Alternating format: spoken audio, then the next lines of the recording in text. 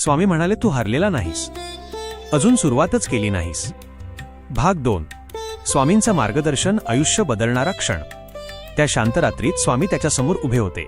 त्याच्या मनात हजारो प्रश्न होते, पण शब्द मात्र हरवले होते. तो फक्त स्वामींकडे पाहत राहिला, डोळ्यांत श्रद्धा आणि थोडी भीतीही. स्वामींनी हळूच विचारलं, काय रे, इतका का घाबरलास? तो थरथरत म्हणाला, स्वामी, मी हरलोय. मी खूप प्रयत्न केले, पण सगळीकडे फक्त नकार मिळाला. आता माझ्यात ताकदच उरलेली नाही.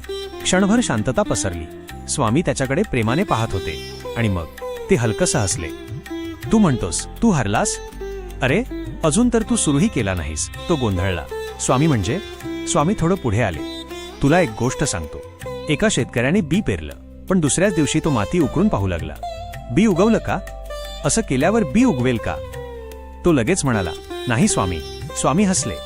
मग तू का तसंच करतोयस?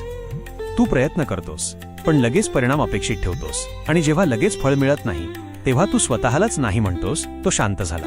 त्याला स्वतःची चूक समजू लागली. स्वामी पुढे म्हणाले, जग तुला नाही म्हणेल, कारण त्यांना तुझी किंमत माहीत नाही. पण तू स्वतःला नाही म्हणालास तर तुझं आयुष्य थांबेल. त्या शब्दांनी त्याच्या मनाला स्पर्श केला. तो डोळे पुसत म्हणाला, स्वामी, मग मी काय करू? स्वामींनी त्याच्या खांद्यावर हात ठेवला. पहिली गोष्ट, स्वतःवर विश्वास ठेव. दुसरी गोष्ट, नाही ऐकून थांबू नकोस. आणि तिसरी गोष्ट, जगाने तुला मदत केली नाही तरी तू जगाला मदत करत राहा. तो आश्चर्यचकित झाला, स्वामी, मला कुणी मदत केली नाही, मग मी का करू?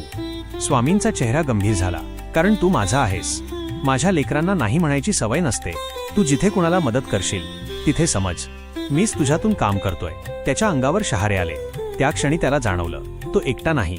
स्वामी पुन्हा म्हणाले, तुला वाटतं तुझ्याकडे काहीच नाही, पण तुझ्याकडे मन आहे, हात आहेत आणि मदत करण्याची इच्छा आहे. हेच सगळ्यात मोठं धन आहे. तो आता पूर्ण बदलत होता. त्याच्या डोळ्यांत आता भीती नव्हती, त्यात आत्मविश्वास दिसत होता.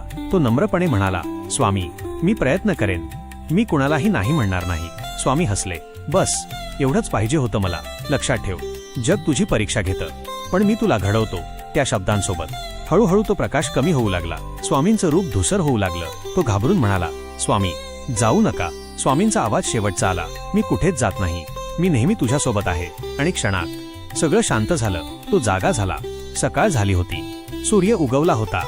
पण आज काहीतरी वेगळं होतं. त्याच्या चेहऱ्यावर आत्मविश्वास होता, मनात ताकद होती आणि एक ठाम निर्णय, आजपासून मी कुणालाही नाही म्हणणार नाही.